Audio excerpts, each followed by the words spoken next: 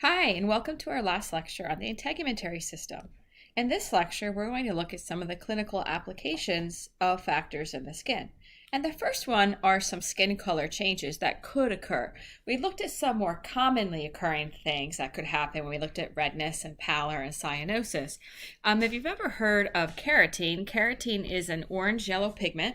You can get it from carrots and squash. And what's interesting is if you eat a lot of this, it tends to get in the epidermis and in the hypodermis, the fatty tissue, and it can actually give your skin an orange color to it.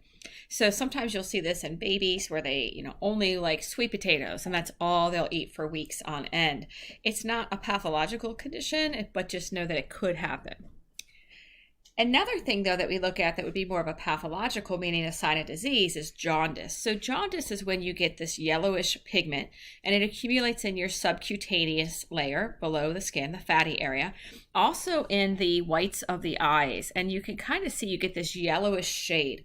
So what happens is it's a classic sign of something wrong with the liver, maybe hepatitis, maybe cirrhosis. But what the liver does is it has to get rid of something called bilirubin. So when red blood cells are made, they circulate and they die.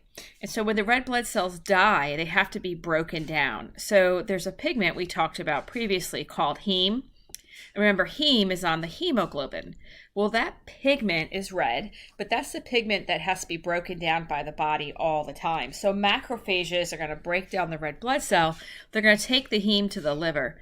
And the liver is going to basically convert it into bilirubin and get rid of it. It basically leaves the liver, goes in your small intestine and your large intestine and out in your feces. Well, if there's a problem with your liver and it can't process the bilirubin, it actually backs up and it starts to accumulate and it goes into usually the fatty tissue. So you get this jaundice, which is this yellowing. Now, tattoos certainly are not pathological, but I wasn't sure where to put them, so you might have your tats. But basically, what happens with a tattoo, the reason why they stay, is because the injection happens down in the dermis. Now, remember, if they put it in your epidermis, it only lasts about 30 days. But when they inject it in the dermis, those cells really don't migrate, so they're able to hold on to the color. And I just thought this was really kind of cool looking, so I thought I'd put that there as well. Now we're going to talk about burns. So there's different types of burns. So burns are obviously damage. They can be chemical burns or heat burns, by the way, but they're going to damage the skin.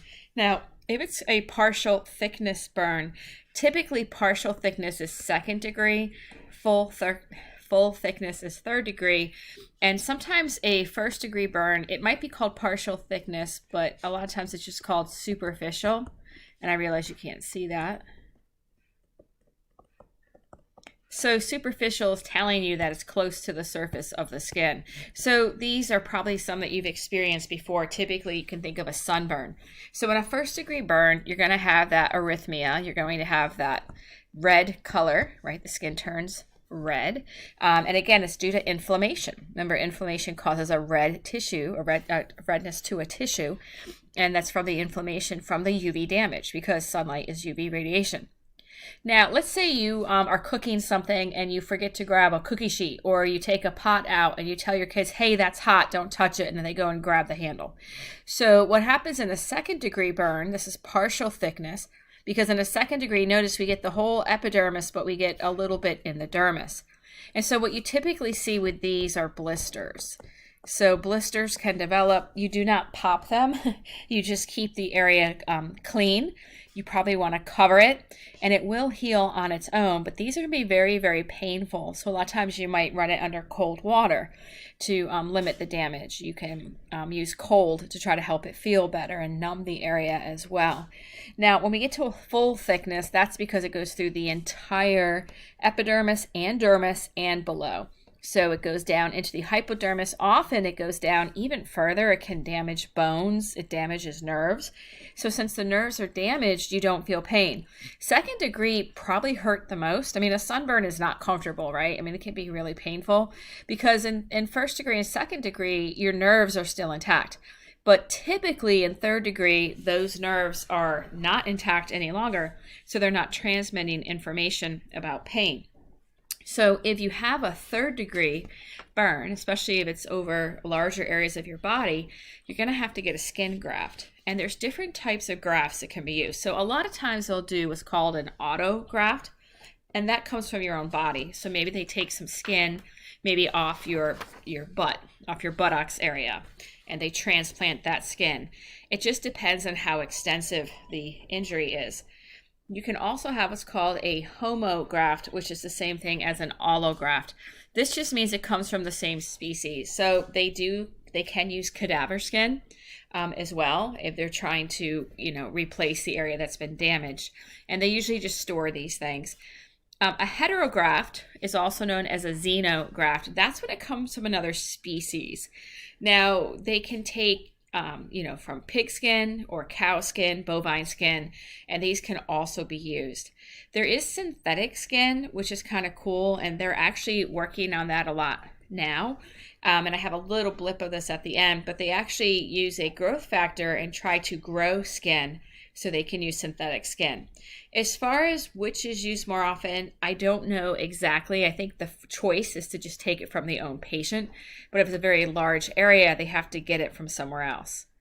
So why do you even worry about a graft? Well, if you have burns, especially 3rd degree, you've just opened up your protective barrier. So wounds, everything leaks. So it's like leaky and oozing. So you're going to really worry about your fluid and electrolyte balance because you're going to be losing fluids and electrolytes because you no longer have that barrier. Thermoregulation, right? You've destroyed the blood vessels. So now it's really hard to control your body temperature.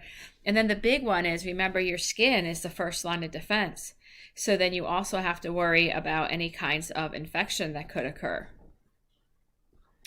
And then skin cancer, most of this is written out for you just to give you an overview. I know you've all heard of skin cancer. It's a very common form of cancer in the U.S. And there's 3 primary types of skin cancer. Now, basal cell is just what it sounds like. It's going to be in the basal layer of the epidermis. It is the most common one. Usually, if you have basal cell carcinoma, they can usually just remove it. Squamous cell carcinoma, second most common. You'll see these on the skin as well, so they're more superficial. The big one is this melanoma. So it's few cancer cases, but most deaths from skin cancer are melanoma. And 86% of them are UV radiation from the sun or from the tanning bed. So we know that if you have a session in a tanning bed, notice it increases your risk of all skin cancers. If you look at your times you tan per year, basal cell, okay. And then we found out that just one tanning session increases your risk of melanoma. And the scary thing with melanoma is you look at if it's cancer of younger individuals, most of them are due to tanning beds. And melanoma can be prevented, right? Use sunscreen, don't do the tanning beds. Limit your exposure, like I said, sunscreen, clothing, etc. You want your 20 minutes outside. You want to be outside a little bit because you want to make vitamin D, but you really want to watch that because melanoma can be fatal. So how do you look for it? Remember, a mole is a bunch of melanocytes. Basically, a mole is considered a benign tumor. So we have normal looking moles that we don't worry about. But if that mole changes, it's showing you that those melanocytes have changed. And then we're worrying more about it becoming true cancer, which would be melanoma, because then it will get into your skin, it gets into your blood, and it can travel through your body.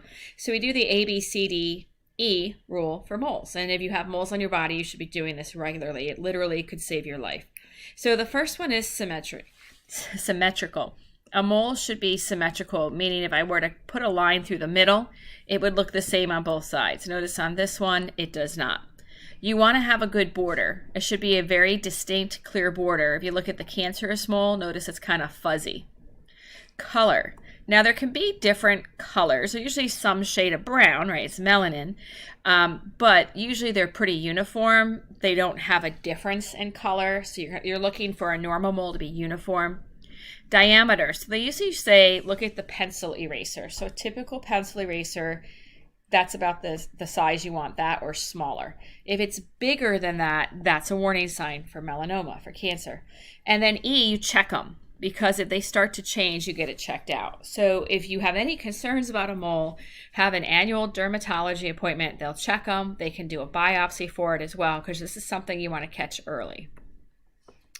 And then I just want to talk about how the skin heals. We already talked about inflammation and what happens in our last chapter, but when, in order to repair, you have to go through this inflammatory phase first. So just anytime there's skin damage or damage to your integument, you're going to have bleeding, you're going to have inflammation, and those mast cells, remember you learned in connective tissue, are going to trigger this whole response. And so you get redness and bleeding.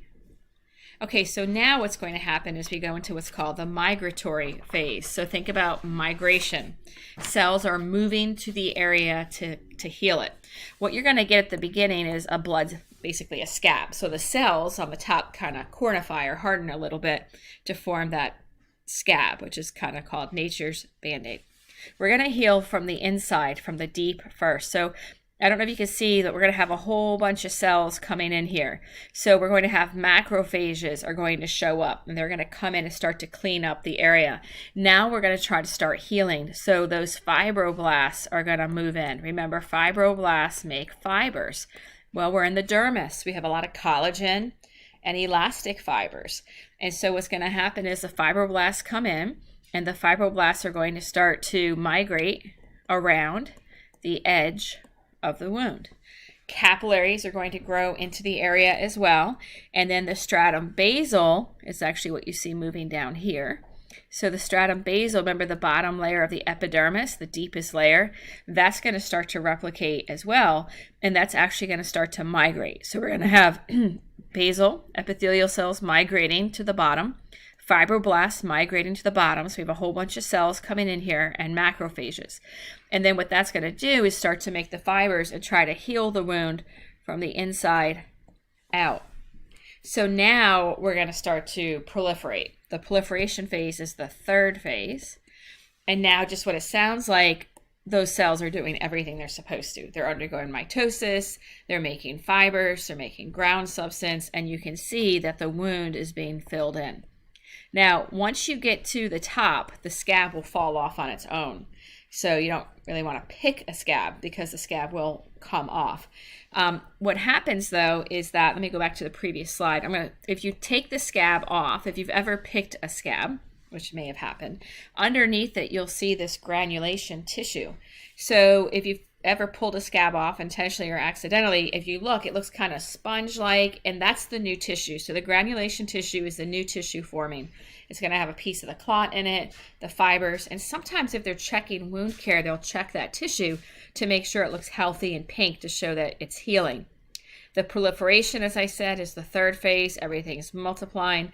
And then the last phase is the scarring. So now you've healed. Sometimes you have extra collagen if it was a particularly large wound or the edges didn't come back closer together.